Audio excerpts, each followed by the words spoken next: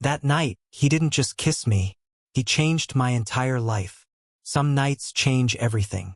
Some people become your entire world in a single moment. This is the story of how I lost control, found myself, and fell in love with the one person I was never supposed to want. This is the story of Ethan, and the night that changed both our lives forever. I never believed in love at first sight. Not really. I always thought it was something people invented to romanticize loneliness or justify impulsive decisions. But that was before Ethan walked into my life on a random Thursday evening in late September, carrying 2 boxes of pizza and a smile that could light up entire cities. My name is Adrien. I'm 26, a graphic designer working out of my cramped apartment in Portland. And until that night, I thought I had my life figured out. I was focused on my career, still nursing the wounds of a relationship that had ended badly 6 months earlier, and perfectly content spending Friday nights with my older brother, Marcus, and whatever distraction he decided to bring to our weekly hangouts. Marcus was everything I wasn't: confident, outgoing, effortlessly charismatic. Where I overthought every decision, he dove headfirst into life. Where I measured my words carefully, he spoke his mind without a filter. We were different, but we were close. He was the first person I came out to when I was 19, and he had been my biggest supporter ever since.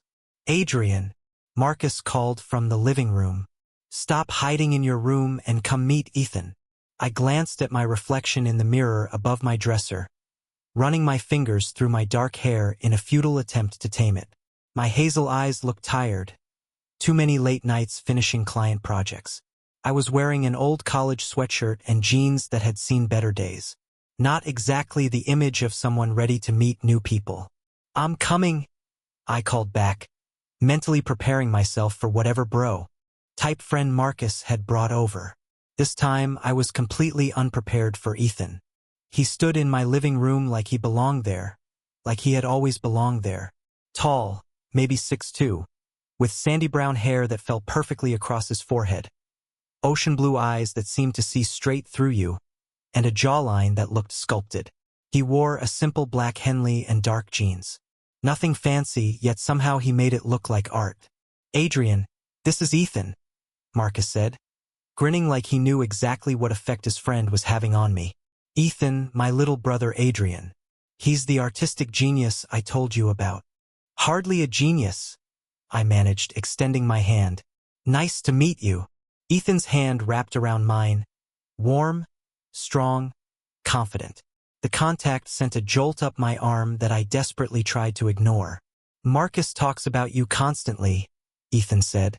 His voice was deep and smooth, with just enough warmth to make my stomach flip.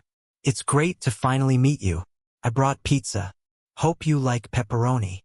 "Pepperoni is perfect," I said, probably too quickly. We settled into what should have been a normal evening. Pizza, beers, a basketball game on TV that I pretended to care about. But nothing felt normal, because I was suddenly hyper-aware of Ethan's presence. The way he laughed, genuine and unguarded.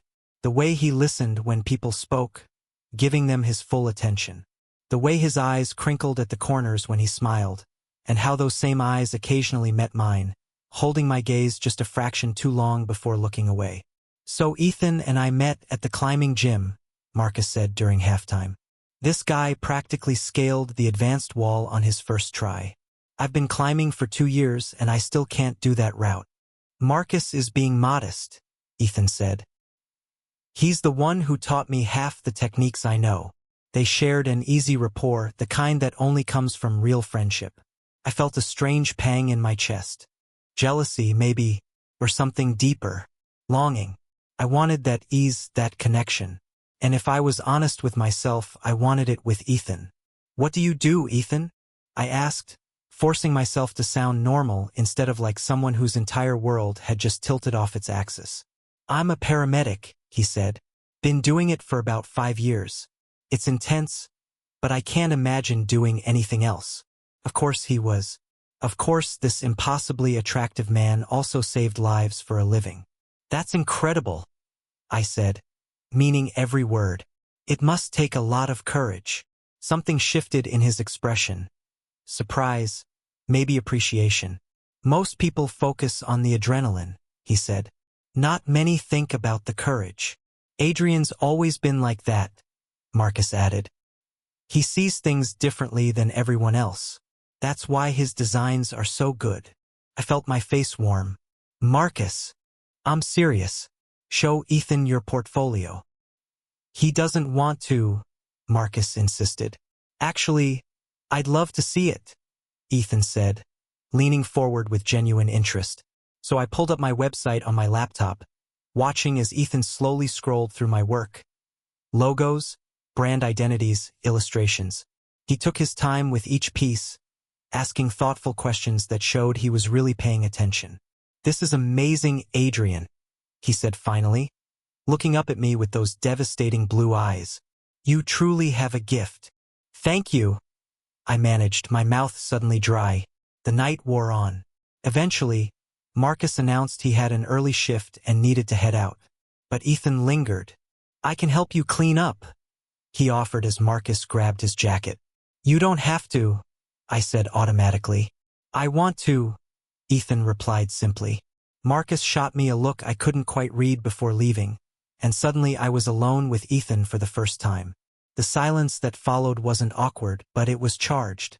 We moved together, gathering bottles and pizza boxes, working in my small kitchen like we had done it 100 times before.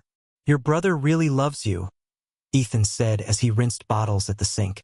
The way he talks about you, it's rare. We're lucky, I said softly. He's been my rock through a lot. He mentioned you went through a rough breakup, Ethan said carefully. I stiffened. He did. Did he? Sorry. I didn't mean to pry. He just said you might be a little guarded. Reserved is the polite word, I said with a short laugh. There's nothing wrong with being careful, Ethan replied as he turned to face me. We were standing close now, close enough for me to see the flecks of gray in his blue eyes, close enough to catch the scent of him, clean and woodsy. My head spun, especially when you've been hurt. What about you? I asked, surprised by my own courage. Anyone in your life? Something complicated crossed his face. No. Not anymore. My last relationship ended about a year ago. We wanted very different things. I'm sorry. Don't be. It was necessary. He hesitated. He wanted me to be someone I wasn't. I spent too long trying to become that person.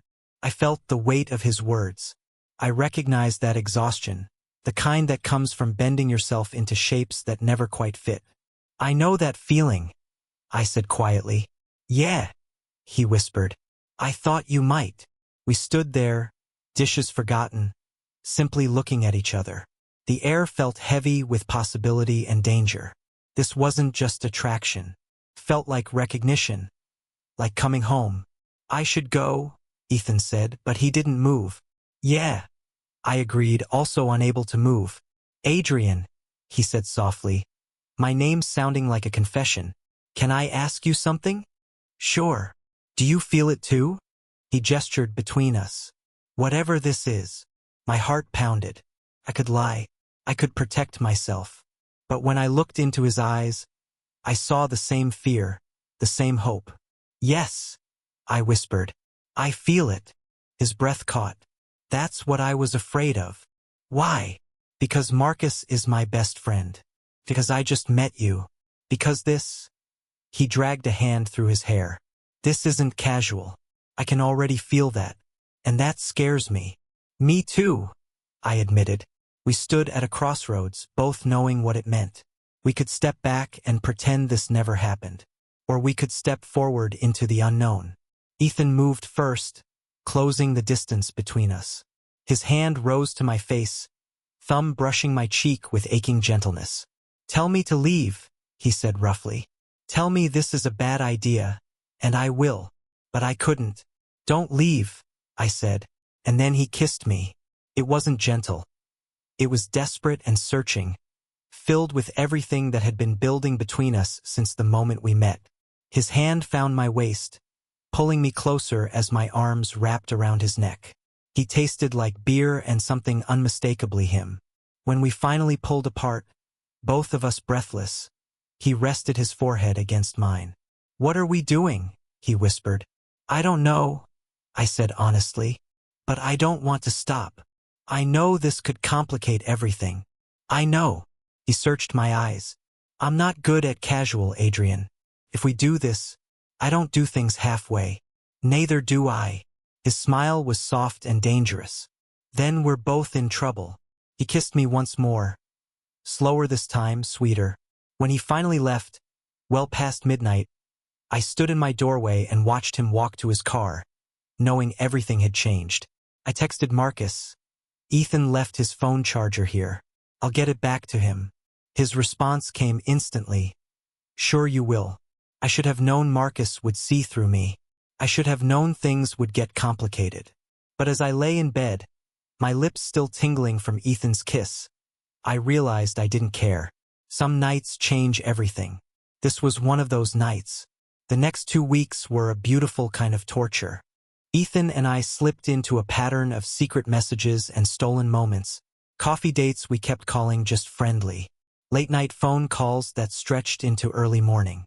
Every interaction pulled me deeper under his spell, and the more I learned about him, the harder I fell.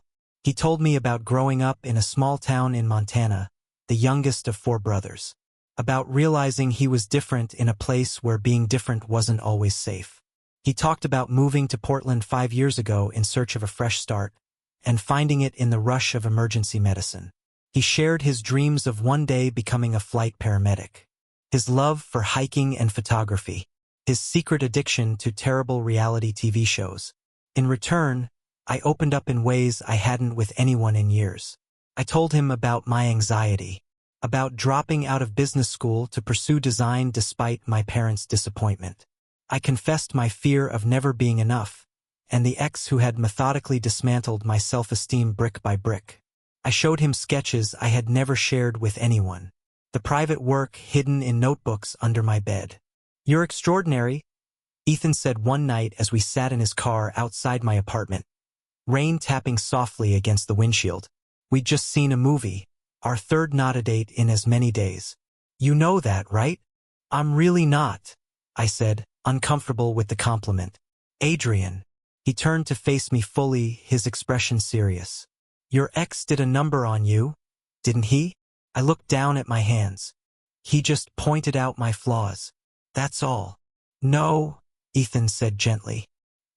"He tore you down because he was insecure." He reached over and tilted my chin so I had to meet his eyes. "You're talented, thoughtful, funny, and kind. You see the world in this beautiful way and turn it into art.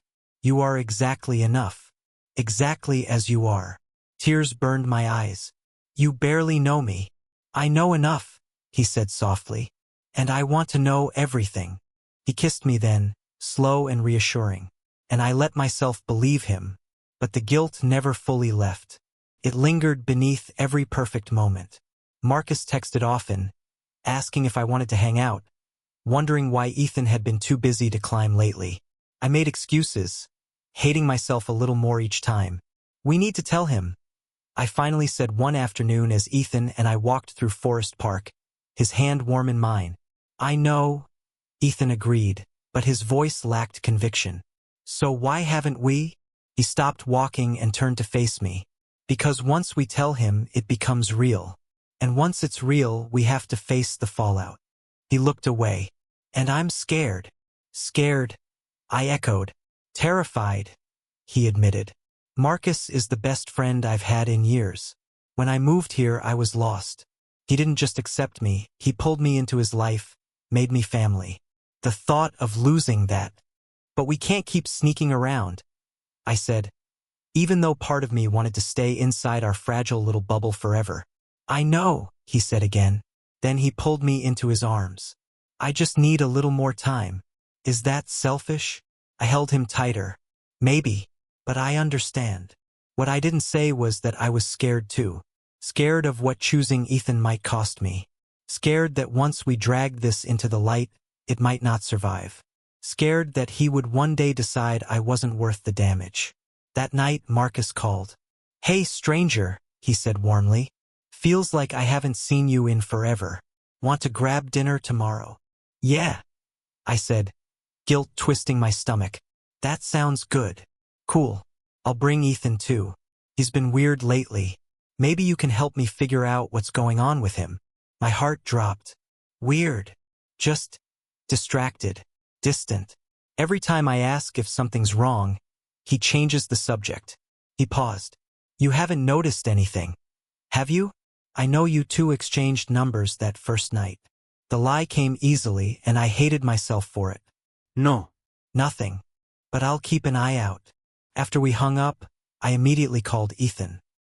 He knows something's off, I said the moment he answered. Marcus knows you've been acting different. What did you tell him? Ethan asked, his voice tight. Nothing. But we're all having dinner tomorrow. We have to tell him. Silence stretched between us. Okay, Ethan said at last. You're right. After dinner, together. Together? I repeated, trying to feel relief instead of dread. Dinner the next night was unbearable. Every accidental touch between Ethan and me felt magnified. Every inside joke threatened to expose us. I caught Marcus watching us with puzzled eyes more than once, and the guilt sat heavy in my stomach. So, Marcus said as we finished eating, you two seem to have gotten close. Ethan and I exchanged a quick glance. He's been showing me around Portland, Ethan said carefully. The spots only locals know. That's great, Marcus replied, but his tone carried suspicion. Adrien needs to get out more anyway. He's been hibernating since Tyler. My chest tightened at the mention of my ex. I haven't been hibernating. You kind of have, Marcus said gently, but I'm glad to see you coming back to life. Both of you, actually. You both seem happier. The weight of what we weren't saying pressed down on me. I opened my mouth to confess when my phone rang. Tyler's name flashed on the screen. Sorry, I said, standing. I need to take this. Hello, Adrien. Tyler's voice was slurred. He was drunk. I miss you. I made a mistake. Can we talk? Tyler, we've been over for 6 months. I know, but I've been thinking about us. About how good we were. I glanced back at the table. Ethan was watching me, concern written across his face. We weren't good together, I said quietly. You made sure I knew that. That's not fair. I have to go. I hung up. My hands shook as I returned to the table. Everything okay? Ethan asked softly. Yeah, just my ex being drunk and nostalgic. Tyler, Marcus frowned. What did he want? To apologize, I think. But it doesn't matter. I forced a smile. Where were we? But the moment was gone. Conversation drifted to safer topics, and soon we were saying goodbye in the parking lot. Our chance to tell Marcus vanished like smoke. I'm sorry, Ethan said later in my apartment. I should have said something. I didn't either, I replied. We're both cowards. He pulled me into his arms. Not cowards, just afraid of losing what we have. I looked up at him. What are we really doing, Ethan? He didn't hesitate. Falling in love. At least I am. My breath caught. We hadn't said the words until now. Had danced around them carefully. You love me, I whispered. Yes, he said without doubt. I love you, Adrien. I think I started falling the moment I met you. And that's why this is so hard, because this isn't something I can walk away from. You're it for me. Tears blurred my vision. I love you too, and it terrifies me. Then we tell Marcus, Ethan said firmly. This weekend. No more hiding. I want the world to know how I feel about you. Okay, I said softly. This weekend. We sealed the promise with a kiss that turned into more, finding comfort and safety in each other's arms. For a few precious hours, I forgot everything except the way Ethan touched me like I mattered, like I was cherished, like I was loved.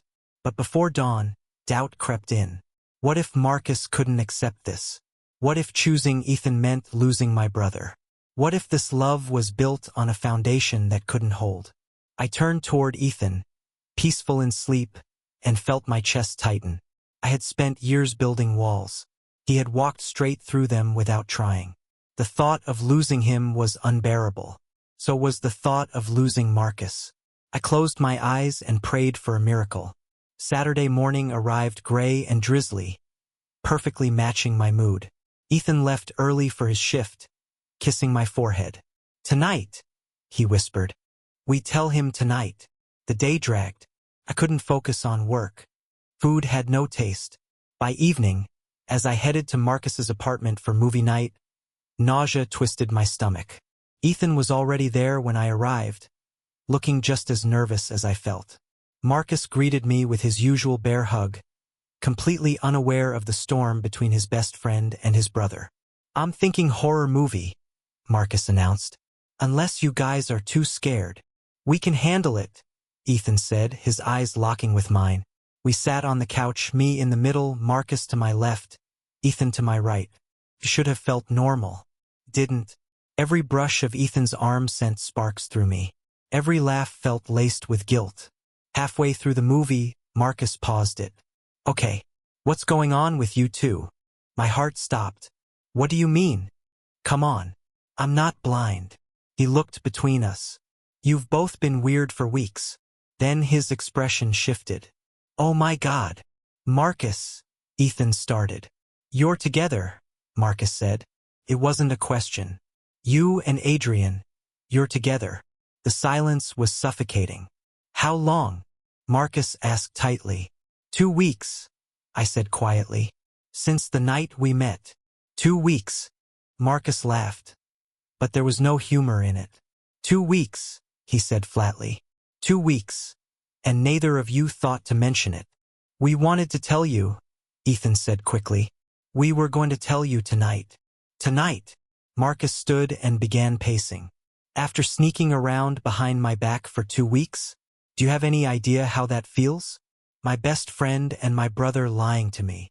"We didn't lie," I said weakly. We didn't know how to tell you." "So you decided not to tell me at all?" he snapped. "Just keep meeting in secret, having your little romance while I look like an idiot?" "It's not like that," Ethan said, standing too. "Marcus, this isn't casual. I love him." Marcus froze. "You what?" "I love Adrien," Ethan repeated, steady despite the fear in his eyes. "I'm in love with him. I have been almost since the moment we met." Marcus dragged both hands through his hair. "Jesus Christ. You couldn't have fallen for anyone else? Anyone in the entire city? It had to be my brother." Ethan didn't hesitate. "Yes, it had to be him. Because he's Adrien. Because he's kind and talented and sees the world in a way that makes me want to be better. Because when I'm with him, I feel like I'm exactly where I'm supposed to be. So yeah, it had to be him." Something shifted in Marcus's face, but I couldn't read it. "And you?" He turned to me. "How do you feel?" "I love him," I said, my voice trembling. "I didn't expect it. I didn't plan it. But I love him. I love him so much it terrifies me." "So what are you two?" Marcus asked. "Dating? In a relationship?" "Yes," we said together. Marcus stared at us for a long moment. I braced myself. Anger, rejection, the loss of my brother. Instead, he laughed. "You idiots," he said, shaking his head. "You absolute idiots." We both blinked. "Marcus," Ethan said cautiously, "do you have any idea how long I've been hoping you'd figure this out?" He looked between us. "Why do you think I brought Ethan over that first night?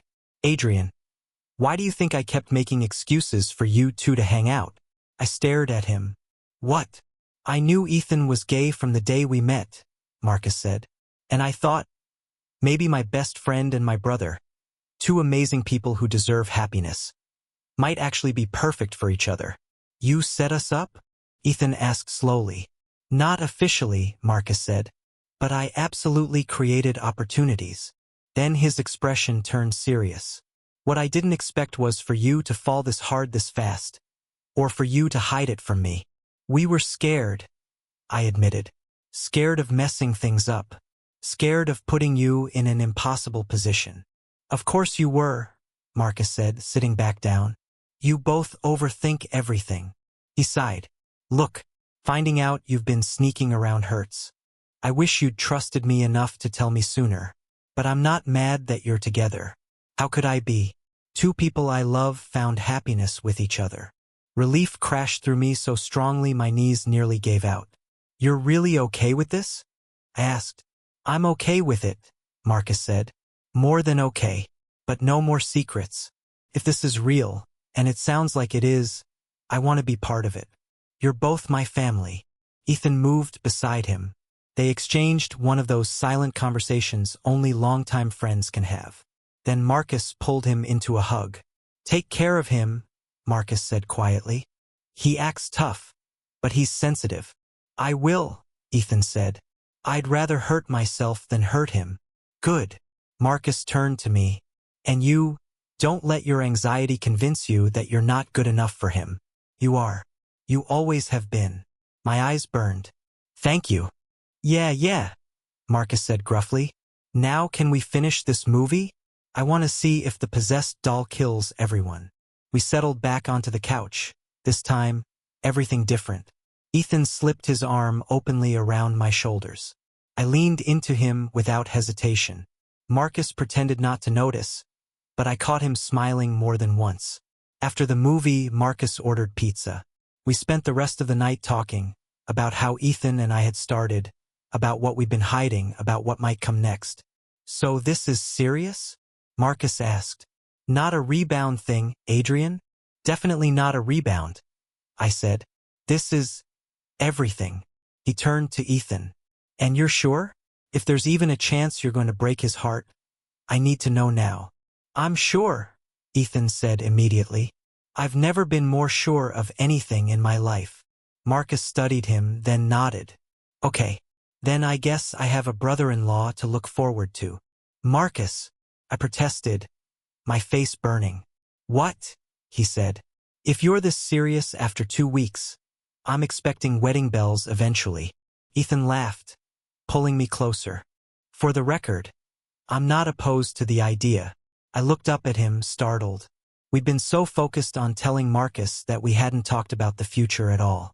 But when I met his eyes, I saw the truth there. Neither am I said softly. I admitted softly.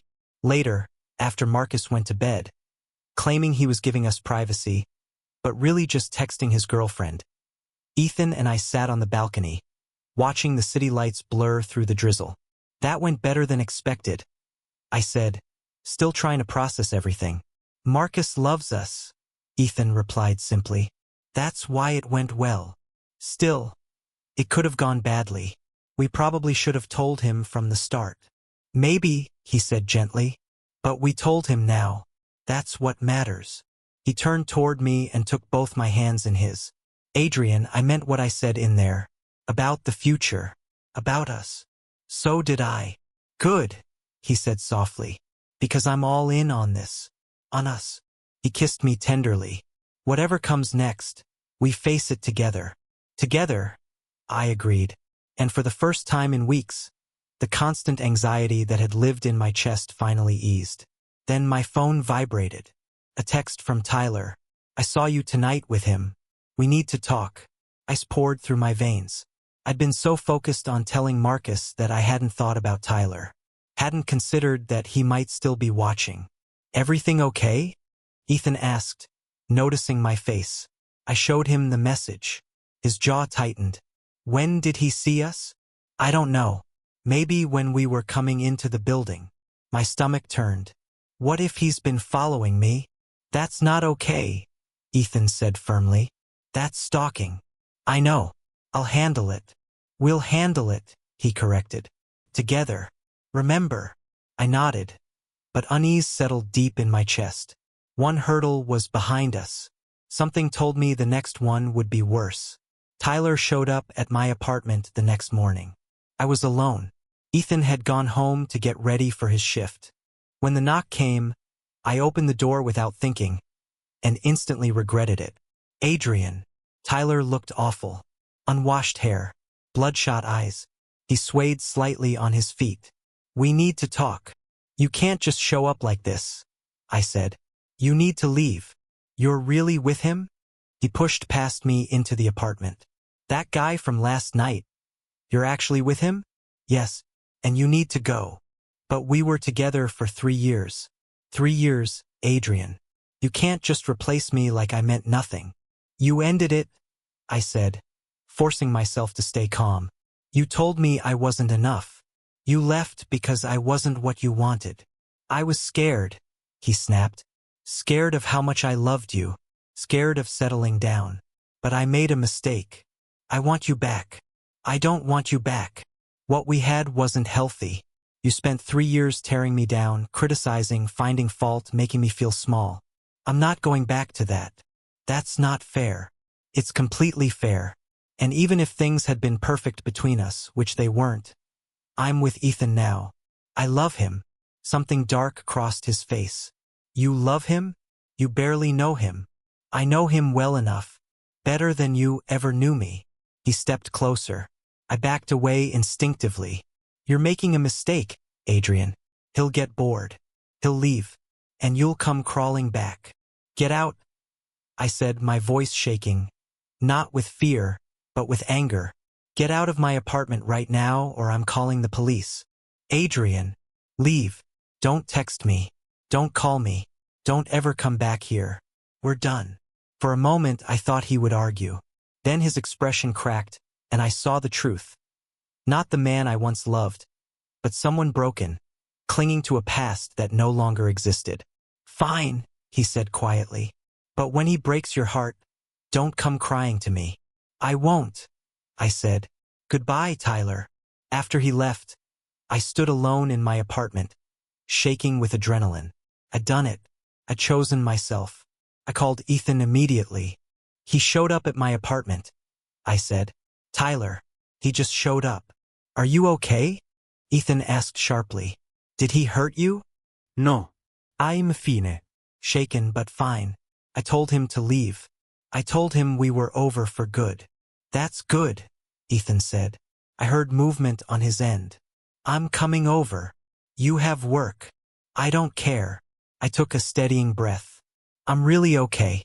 Actually, I feel empowered. He was quiet for a moment. You're sure? I'm sure. Come over after your shift. I'll make dinner. I'll be there, he promised. I love you. I love you too. After we hung up, I did something I hadn't done in months. I opened my personal sketchbook. Not for a client. Not for a paycheck. Just for me. I drew Ethan. His smile, the strength in his hands, the gentleness in his eyes when he looked at me. The hours slipped away, and as the drawing took shape, something inside me shifted. Tyler had been right about one thing. I had changed, but not the way he meant. I found my strength again. When Ethan arrived that evening, I showed him the drawing. He stared at it silently for a long time. Then he looked up at me, his eyes shining. This is how you see me? Yes, I said. That's who you are to me. He pulled me into his arms, holding me so tightly I could barely breathe. I don't deserve you, he whispered. You absolutely do. We deserve each other. We cooked dinner together, moving around my small kitchen with the comfort of growing familiarity. He told me about his shift, about an elderly woman they'd saved. I told him about standing up to Tyler, about how it made me feel free. I'm proud of you, Ethan said as we ate. It wasn't easy, I admitted, but it was necessary. I reached across the table and took his hand. I spent so long letting Tyler define my worth, letting his voice live in my head. Being with you reminded me who I really am. You did that yourself, Ethan said softly. I just helped you hear it. Then thank you for reminding me. Later, as we sat on the couch, I found myself thinking about the future. Something I hadn't dared to do in a long time. What do you want? I asked suddenly. Long term. Your ideal life. Ethan thought for a moment. Honestly, something simple.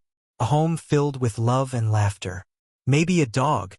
Definitely a partner who challenges me and supports me in equal measure. Work that matters. Time to enjoy the little things. That sounds perfect, I said. What about you? I thought for a moment. Something similar. A space where I can create. Someone to share my life with, the good days and the hard ones. And maybe someday, if we wanted a family, kids raised with kindness and acceptance. Kids, Ethan's eyebrows lifted. Too much. No, he said slowly. Not too much. I've just never really let myself think about that. My ex didn't want kids. But with you, he pulled me closer. With you, I can imagine it. All of it. Even though we'd only been together a few weeks. Sometimes you just know. My grandmother used to say when you find your person, your soul recognizes them immediately, Ethan said. I used to think that was romantic nonsense. Then I met you. Your grandmother sounds wise. She was. She passed a few years ago. She taught me that love isn't about playing it safe. It's about being brave enough to open your heart, even when it's terrifying. I wish I could have met her. She would have loved you, he said without hesitation. She always said I needed someone who could make me laugh and keep me humble. You do both. We fell into a comfortable silence, and I felt something settle inside me. A quiet sense of rightness, of being exactly where I belonged. The next few weeks passed in a blur of happiness. Ethan and I found our rhythm. Dinners at my place or his. Weekends exploring Portland. Quiet nights where we simply existed together. Marcus became our biggest cheerleader, constantly joking about being the best man at our wedding. My work improved too. Without the constant weight of anxiety and self-doubt, my creativity flourished. I landed 3 new major clients. One even commissioned a full Pride Month illustration series, which became some of my favorite work. But the personal growth mattered most. I started therapy, working through the damage Tyler had left behind and learning to see my own worth again. I reconnected with friends I'd pushed away. I began running in the mornings, caring for my body as well as my mind. And through it all, Ethan was there. Not as a savior, not as a solution, but as a partner. He had his own struggles, his own therapy, his own scars from the work he'd done. We supported each other, celebrated victories, held each other through the hard days. 3 months after that first night, Ethan asked me to move in with him. We were hiking in the Columbia River Gorge on a rare sunny November day. The fall colors blazed in reds and golds against the evergreens. We stopped at a viewpoint overlooking the river when he turned to me. I know it's fast, he said. And if you want to say no, I'll understand. But I wake up every morning wishing you were there. I come home every night wanting to tell you about my day. My apartment doesn't feel like home unless you're in it. My heart swelled. Are you asking me to move in with you? Yes, if you want to. No pressure. Yes, I interrupted. Absolutely yes. His smile could have lit the entire gorge. He pulled me into a kiss that tasted like happiness and promise and future.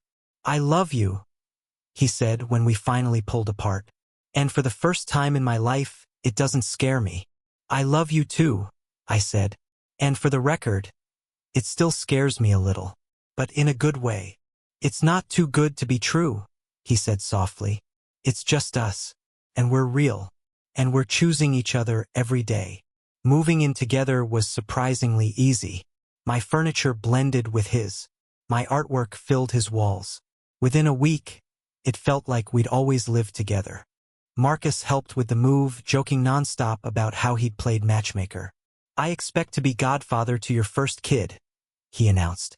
We're not even engaged, I said. Yet, Marcus corrected. You're not engaged yet. Ethan and I exchanged a look. The same unspoken thought mirrored between us. Marcus might be right. That night, after the boxes were unpacked and the apartment finally felt like home, Ethan and I stood on the balcony, watching the city lights shimmer below. Happy? He asked, his arms wrapped around me from behind. Completely? I said, leaning into him. 6 months ago, I couldn't have imagined this. I couldn't have imagined being this content, this loved. You were always worthy of love, he said quietly. You just needed to believe it. You helped with that. We helped each other, he corrected. That's what partners do. I turned in his arms and looked up at the man who had somehow become my entire world. Thank you, I said. For what? For taking control that night. For being brave enough to kiss me when I was too scared to make the first move. For choosing me. Thank you for letting me, he replied softly. For trusting me with your heart. For choosing me back. I will always choose you, I promised. He kissed me. Slow, sweet, and everything clicked into place. This was home. Not the apartment. Not the city. Building a life one choice at a time. The gallery opening was everything I dreamed of and more. My first solo exhibition, Love and Truth, an LGBTQ plus journey, filled the small Portland gallery with 30 pieces telling our story. My coming out journey. Queer love in all its forms. Ethan stood beside me in a dark suit, impossibly handsome, glowing with pride. Marcus was there with his girlfriend, loudly bragging about my talent. Even my parents had come. Things were still complicated between us, but their presence meant everything. Near the end of the night, after most guests had left, Ethan gestured toward a covered canvas in the corner. There's one piece you haven't shown me. That one's private, I said, suddenly nervous. Can I see it? I hesitated, then nodded. Together we walked over. I pulled off the cloth. The painting showed us on that first night, in my kitchen, the moment everything changed. I'd captured the hesitation, the fear, the hope in our faces. At the bottom, I'd written, he took control that night, and I let him. Best decision I ever made. Ethan stared for a long moment. When he looked at me, his eyes were wet. Adrien, I wanted to capture the moment where everything began, I explained. When I chose to be brave. When we both did. It's perfect, he said. Then, to my shock, he dropped to one knee. What are you? I had a whole plan, he said quickly, pulling a small box from his pocket. Dinner at our first date restaurant. Rose petals. A speech I practiced for weeks. But this moment feels right. He opened the box. Inside was a simple silver band. Adrien, you've made me happier than I ever thought possible. You showed me what real partnership looks like. What it means to love completely and be loved in return. I want to spend my life choosing you every single day. Will you marry me? Tears streamed down my face as I nodded. Yes, God, yes. He slipped the ring onto my finger, stood, and pulled me into a kiss that felt like promise and forever and home all at once. When we finally pulled apart, he rested his forehead against mine. I love you, he whispered. I love you too. Thank you for letting me take control that night. And thank you for taking it, I replied, and for choosing me every day since.